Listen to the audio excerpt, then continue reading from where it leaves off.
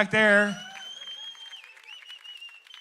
All right. Hey, before we start, two things. One, we're starting a new series tonight, which means we have notes for you. If you want to take notes, raise your hand and our team will come around and give you a paper copy of the notes for the series. And then second, last week, we handed out a sticker for our last series, but we ran out of them. A lot of people wanted a sticker. If you want a sticker from last series and you did not get one, come and find us after the service and we'll get you one for sure. Y'all good with that? Good deal. Keep raising your hand. They'll come around and give you notes for tonight's series. But hey, tonight we are talking about confidence. Everyone say confidence. That was weak. We're talking about confidence. Everyone say confidence. A little bit better. We're talking about confidence. I don't know if you've ever found yourself in a situation where you just needed a boost of confidence, where you've gone through something and you just felt defeated, you felt discouraged, you felt drained, you felt scared, and you just needed a little boost of confidence. Like when I was in college, I failed the same math class twice in a row. Like I wasn't even close. Like I failed it really bad. And I had one more try. And if I did not pass the class the third time, I had to change my major. Imagine that. I spent 2.5 years in one major, and it comes down to one class that I failed twice already. I was not feeling very confident in myself. And sometimes you just need a piece of confidence, right? You just need a boost. And I'm going to go ahead and tell you tonight, when we go through trials, that's the name of the series tonight, if you didn't know, trials. If we go through trials, seasons that are tough, confidence is going to be one of the most important weapons in our entire arsenal. Like in our life, we need confidence. If we're going to go confidently into these trials, confidence is going to be key. And what we're going to do in this series is we're going to look at the life of David. David, if you didn't know David, David lives a really cool life, really cool story. He goes through a lot of different stuff. He's known as a man after God's own heart. He was king over Israel at one point in his life, and really cool stuff. But we're going to go through his life, specifically 3 major trials that David faced in his life. And we're going to look at how he overcame those trials and how we can overcome our trials. But tonight, what we're going to talk about is how David had confidence when no one else did. Everyone say confidence. We're gonna practice that a couple times tonight. I'm gonna need y'all to get better because it's like a 5 out of 10 right now. So I'm gonna need it to get up to a 10. When we first meet David, in the story of David, if you want to read the story of David on your own, it starts in like 1 Samuel 15, 16, but we're gonna be in 1 Samuel 17 tonight. And when we first see David in 1 Samuel 16, he's not the king yet. He's not a servant of the king. He's not doing a really important job. He's not the governor. He's not he's not fulfilling a really important role to society. When we first see David, he's a shepherd in the fields, which is an important job, but it wasn't considered something that people dreamt of being. No one dreamt I can't wait to one day to be a shepherd, right? It's an important job, but it's not one that you would think, okay, the future king of Israel is a shepherd right now. But that's where we see him. David is a shepherd. In fact, it's an interesting story. This prophet of the Lord comes to this family. God sends him to this family, the family of Jesse. And God basically says, hey, one of this man's sons is going to be the next king of Israel. I want you to go, and I want you to pick out the next king of Israel from his sons. And he goes, and he meets this guy, Jesse, and Jesse lines up all of his sons, and he goes down the line, and he's like, okay, is this all you have? And Jesse's like, no, actually, my youngest son, David, is out in the fields. Look, 1 Samuel 16:11, Samuel said to Jesse, are all your sons here? And he said, well, there's one that remains the youngest, but behold, he's keeping the sheep. Imagine that. Imagine someone coming to your dad and being like, hey, I'm looking for the next president of the United States. I want you to line your kids up in front of me, and I'm going to choose. And your dad's like, absolutely, that's awesome. And he lines up your brother and your sister, but he doesn't call you. He's like, no, she's doing chores. Don't worry about her. Don't worry about him. That's what he does to David. He's like, yeah, well, here's all my kids. David's out in the fields. Don't worry about him. But that's where we see David. He's out in the fields tending to his sheep, which I think is a really cool image of David because it's going to be a really important part of the lesson tonight. is that David at heart is a shepherd. He's not a king. He's not a soldier. He's not a warrior. He's a shepherd at heart. But even though he's a shepherd, the cool thing about this story is that God is about to use David, the shepherd, to fight a man that no one else was brave enough to fight. No one else had the courage to fight. You might have heard this story. This is probably the most famous story when it comes to David. Maybe the most famous story in the Bible is David and Goliath, right? If you've never heard this story, you're going to hear it tonight. You've probably heard some variation of the story of David killing a giant Goliath. You've probably heard it. It's a sports term, right? David versus Goliath, 16 seed versus 1 seed. It's March. Anyone excited for March Madness? Anyone else? Yeah. Sweet. Thank you. I appreciate it. Dude, we got to get together and watch the March Madness. Lucas, you down? You down? Okay, roll Tide. Anyway, I want to set up the setting of this battle between David and Goliath. So first of all, you've got two armies. You've got the Philistines versus the Israelites. The Israelites, those are the good guys, right? That's God's kingdom. That is the Jewish people, the nation of Israel. This is the nation that David would one day become king over. He's not king yet, but this is the nation of Israel. And they are God's people. In fact, that's what they were known for. Not only now are they known for it, they were known back then as the nation that served the God of Abraham, the God of Isaac. They are the people who serve our God, Yahweh. Right? So they're God's nation, God's people. You got the Israelites on one side. On the other side, you've got the Philistines. The Philistines were known as being a corrupt and evil and sinful and dirty nation. I know that sounds mean, but they kind of embraced it. In fact, when you read the story, Goliath, who represents the Philistines, he comes out and he kind of embraces this narrative. Anyone ever watch sports and there's a guy who he embraces like the bad guy narrative? He's like, right? That's kind of the Philistines. They're like, yeah, we're the bad guys. We're here, and we're going to make fun of you, and we're going to make fun of your God, and not to be vulgar, but they're like, we're going to rape your women. We're going to kill your children. We're going to, like, they embrace this mentality of, like, that's who we are. That's who they were. And the Israelite army, they serve God. The Philistine army, they serve multiple gods, but their biggest God, the one they served most, was actually the God of the sea.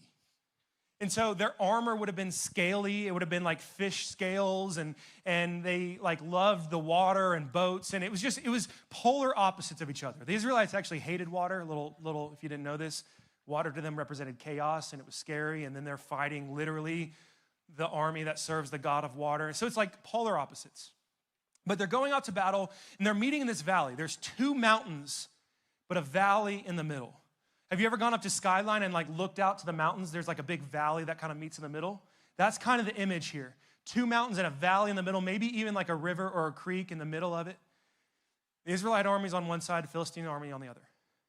And they go out and they're about to battle, but one person from the Philistines comes out as their champion, Goliath. If you don't know what a champion is, it was basically this idea that he comes out representing the entire Philistine army, and he says, hey, I'm one man. You send any one man from your side, we'll fight, winner take all. If your man wins, y'all win. We'll go home. But if I win, we take everything. Like I said earlier, we'll rape your women, we'll kill your children, we'll steal everything. That's who Goliath was. He was their champion. He came out and he said, hey, you send any person, I'll fight them, and if I win, we win. Does that make sense? That's what a champion was. And that's who Goliath was. And the Bible describes Goliath as being a massive person. He was 13 feet, 4 inches tall. How crazy is that? There's some big people in our world. Like, you ever watch the NBA? It's like these dudes are freaks. They're nowhere near 13 feet, 4 inches tall. He was 13 feet, 4 inches tall, but he wasn't just, you know how sometimes you see a really tall dude and he's kind of like really unathletic and clumsy, like the wind could blow him over? This wasn't Goliath. Not only was he huge, he was ripped, he was athletic. In fact, it says that his armor was 195 pounds. His armor was 195 pounds. Imagine that. Imagine walking around getting ready to fight a battle, and you're like, yeah, let me just strap 195 pounds to my back. It says that the head of his spear was 23 and a half pounds. Imagine that. Now, I can pick up a 25-pound plate, no big deal. But to put it on the end of a massive, probably 7-foot spear and just like twirl it around and throw it 50 yards accurately and like, that's crazy. That's how big and athletic this dude was. By the way, if you're wondering, this is a true story. There is archaeological evidence beyond just biblical evidence. There's archaeological evidence for giants, for races of men that were huge. There's weapons, there's bones, there's drawings, there's tools that would have been used by these people. Goliath wasn't the only one, but he was the champion of the Philistines. 13'4" tall, had a huge spear, had massive armor, and he comes out and he's challenging the Israelite army. He's saying, who dares to defeat me? And what it says is that people were so afraid of him that no one on the side of the Israelites wanted to face him. In fact, every day, twice a day, for 40 days, Goliath comes out challenging the Israelites. 40 days, twice a day. And it gets to the point where not only does he come out and challenge the Israelite army, he starts to mock them, and he starts to mock their God. He comes out and he's calling them names and slurs, and he starts making fun of their God. Like, oh, you're a puny God, can't provide a soldier to beat me. You claim to serve this mighty living God, the God of Abraham. Sounds pathetic to me. You can't even come out and fight me like a man. He's mocking them. 40 days in a row, twice a day, he's mocking them. And no Israelite wanted to face him. They would cower in fear. By the way, I've got pretty thick skin. I don't get offended very easily. Even when you make fun of me, I kind of roll with it. But when you start making fun of my God, I get pissed off. Right? I do. I just do. Maybe I shouldn't, but I do. But it didn't matter to them. They were so afraid of this Goliath guy. They're like, we can't fight him. We can't fight him. Now, how does David get involved in this story? David's not a soldier. What did I say that David was beforehand? He's a shepherd. So how does David come to fight this guy? Well, what happens is David's brothers are soldiers in the army. And his dad is like, hey, David, why don't you go and take a break from taking care of sheep? Why don't you go bring your brothers some snacks? Literally, that's like how, so David brings his brothers some food. And David gets there and he's like, wait, why are y'all not fighting? What have y'all been doing this whole time? I've been praying for y'all. I've been hoping to get like letters from y'all that you're still alive. Y'all haven't even left your tent. What are y'all doing? And they start to tell him, they're telling about this Goliath guy. And while David is there, it says that Goliath comes out and starts mocking the Israelites and start mocking God. And even though David isn't a soldier, he's a shepherd, David has something that the soldiers don't do. He has courage. Everyone say courage. It's better. It's like an 8. And so what David does, he says, hey, I'll fight him. I'll fight him. Now, at first glance, this might sound like arrogance, might sound like foolishness, might sound like stupidity. But what it is, it's courage, and it doesn't come from David being like, oh, I can take him. You know guys that are like, oh, like there's false confidence. It's like, oh, I can score on LeBron. Like, no, I promise you can't. Sorry, buddy. Right? You ever seen those hypotheticals? Like, can a normal person rush for 10 yards in the NFL in 20 tries? I'm sorry to break it to you. You can't. You can't. Everyone has a buddy that's like, I can do it. No, I promise you can't. I'm sorry. That's what it seems like David is doing. He's like overly confident, but what he's about to say shows that he's not getting his confidence from the idea of like, I can take him. He gets his confidence from God. Look at what he says in 1 Samuel 17:26. David said to the men who stood by him, what shall be done for the man who kills this Philistine and takes away the reproach from Israel? For who is this uncircumcised Philistine that he should defy the armies of the living God? By the way, I know it sounds like a weird insult to call this dude uncircumcised, but there's significance in that. The Israelites had a covenant with God. And David's pointing out a point. He's pointing out something. He's saying, hey, we serve and we have a covenant with a living God, with a mighty God. Remember the God who led us out of Egypt? Remember that guy? Remember the God who provided manna in the desert? Remember that guy who led us through the Red Sea? Remember that guy who has done so much, who our grandfathers and our fathers have told us about? Remember the living God that we have a covenant with? Who is this dirty, giant fish man to challenge our living God? That's what he's saying here. I know it sounds like a weird insult to call this dude uncircumcised, but that's what he's saying. He's pointing out, we have a covenant. We have a relationship with the living God. Who is this giant that we're scared of him? The first thing I want you to realize this is tonight. Confidence doesn't come from personal strength. Confidence comes from spiritual provision. Confidence does not come from personal strength. Confidence comes from spiritual provision. Where is David's confidence coming from? The fact that he serves a mighty God. He's not looking at Goliath like, I can take him. That guy's not that big. No, he's looking at him saying, my God is bigger.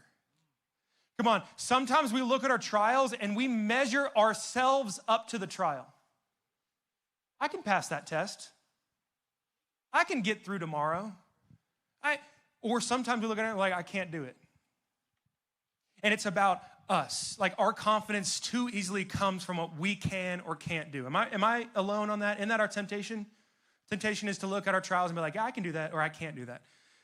Confidence doesn't come from personal strength. Confidence comes from spiritual provision.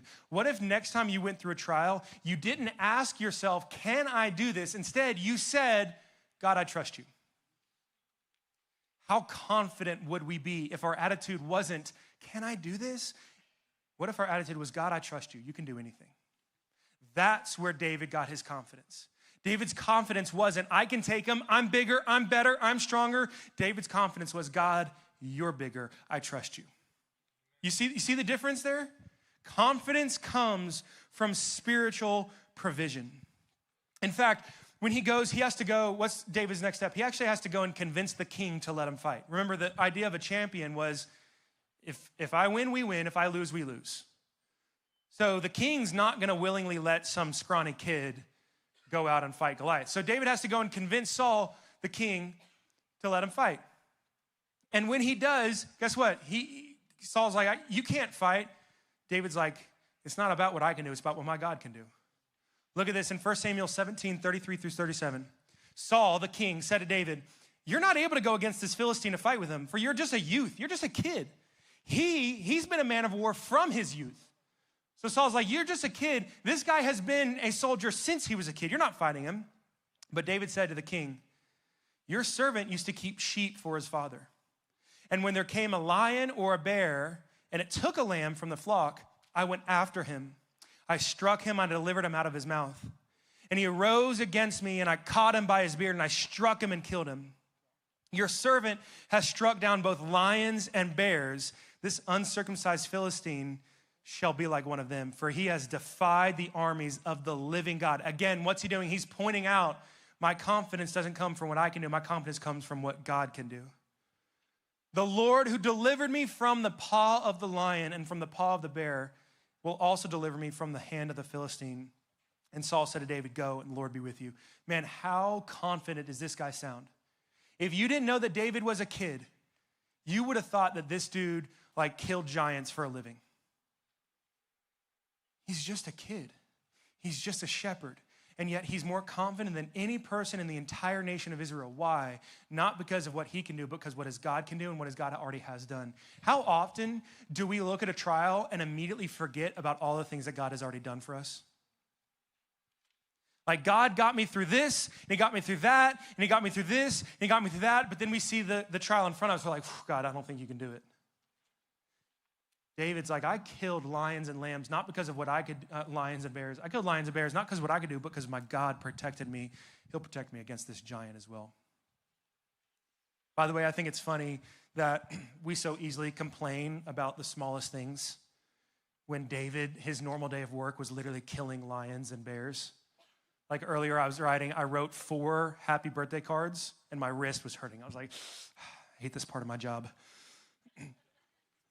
Imagine David coming home from work and his dad's like, how was work? It was all right. Had to kill another lion, but no big deal. Like, as we complain about the smallest things, David literally had to fight lions and bears. But the cool thing about him is that his confidence didn't come from what he could do. His confidence came from what God could do. What if our attitude wasn't about what we could accomplish, about what God could accomplish? Confidence doesn't come from personal strength. It comes from spiritual provision. But then, as confident as David is in God, he still has to go out and face the giant. And if I'm about to go and fight the giant, I'm probably like, I don't know how to fight a giant. But what David does next is he doesn't go out and pretend to be a soldier. He goes out and embraces who God has called him to be as a shepherd. 1 Samuel 17, 38 through 40, Saul clothed David with his armor. He put a helmet of bronze on his head, and he clothed him with a coat of mail. By the way, that's like, so he put the king put his helmet on him. A coat of chainmail would have been literally like a robe of chains. That's how soldiers would fight. So like spears and swords would have a harder time penetrating and killing you. David strapped his sword over his armor, and he tried in vain to go, for he had not tested them. And David said to Saul, I can't go with these, for I've not tested them. In other words, David puts the armor on, the king's armor, and he can't even walk around the room. Like, imagine that. Like, Goliath's out there with 195 pounds of armor on his back, no big deal. David can't even walk around with a little bit of armor because he's just a kid. So what does David do? Does he run away? No. He takes them off. He took his staff in his hand, and he chose 5 smooth stones from the brook, and he put them in his shepherd's pouch. His sling was in his hand, and he approached the Philistine. How crazy does this look? If you're Goliath and you're like, one person, come and fight me, your biggest, best soldier, and then this little kid with a shepherd's staff comes out. It's like, all right, I got this. How crazy does that look? In fact, Goliath makes fun of him. Goliath, again, mocks Israel. He's like, this is your champion? This who's going to fight me? Here's the cool thing. David would have lost this battle if he tried to do it as a soldier. Think about, how does a soldier fight? Up close, hand to hand. They didn't have guns back then. They didn't have cannons. They had swords and spears. So David goes out trying to fight this guy like a soldier. Goliath's like, ping, like that's it. Battle's over. What does David do? He gets his slingshot and fights him from afar away. When he was a shepherd, he's got a flock like this. And he sees way over in the corner a bear coming out of the woods, snatching up one of the lambs. What does he do? He gets his slingshot from far away and just nails the bear, goes and kills him like that. That was pretty good. That was pretty good right there, right? That was a good impression. That's how he fought Goliath. What's cool about this story to me is that God needed a shepherd, not a soldier. And so many people would have gone into this situation and wanted to be a soldier and would have lost the battle. You ready for this? One of the worst things that you can do for your confidence is try to be someone else when God called you to be you. One of the worst things you can do for your confidence is when you go into a season and you're like, no, I've got to change who I am. I've got to act different. I've got to be different. I've got to be like everyone else around me. That's not what God wants. God wants you to be you. When I moved from Alabama to California, I'm not going to lie, I had to work on this. People in Alabama are very different. And I understand that I'm very different. I've lived here for a while, so maybe I'm a little bit more like y'all now. But when I moved here, I remember thinking, I had a long drive. I had a 30-hour drive. I remember thinking, how am I supposed to go stand in front of these teenagers and convince them to like me when I'm nothing like them? And then I had to realize, I had to learn, I had to understand, God's not calling me to be someone different. He's calling me to be me. The first thing I want you to understand is that confidence doesn't come from personal strength. It comes from spiritual provision. The second thing is that confidence doesn't come from trying to be something else.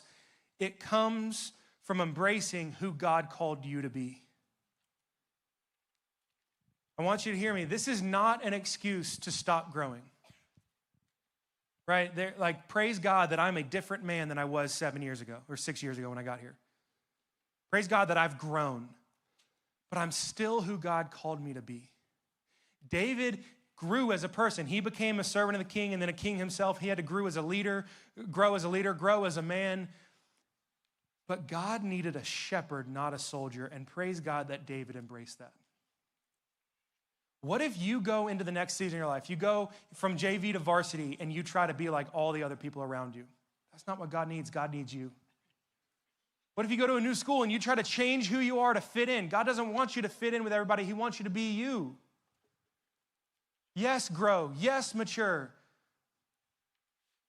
But confidence comes from embracing who God calls us to be. So David gets his shepherd staff and his slingshot, and he runs out to meet the Philistine. And look what happens. 1 Samuel 17, 48 through 49. When the Philistine arose and came and drew near to meet David, David ran quickly toward the battle line to meet the Philistine. Again, his confidence. How many of us see a trial and we run away from it? David sees a giant and he sprints towards him. David put in his hand in his bag, took out a stone, slung it, thing. I don't know if it makes a thing noise, but struck the Philistine in the forehead. The stone sank into his forehead and he fell on his face to the ground. Because he didn't fight him as a soldier, he fought him as a shepherd. Band, if you guys are ready, y'all can come on up. I'm closing out. God helped David. And the reason that David had confidence is because David knew he would help him beforehand. How many of us go through trials and we're like, I wonder if God's going to show up? That's not a confident person. A confident person goes into a trial and says, I know that God's going to do it. I know that God's going to get me through. I know that God's going to provide. I know that he has me here for a reason.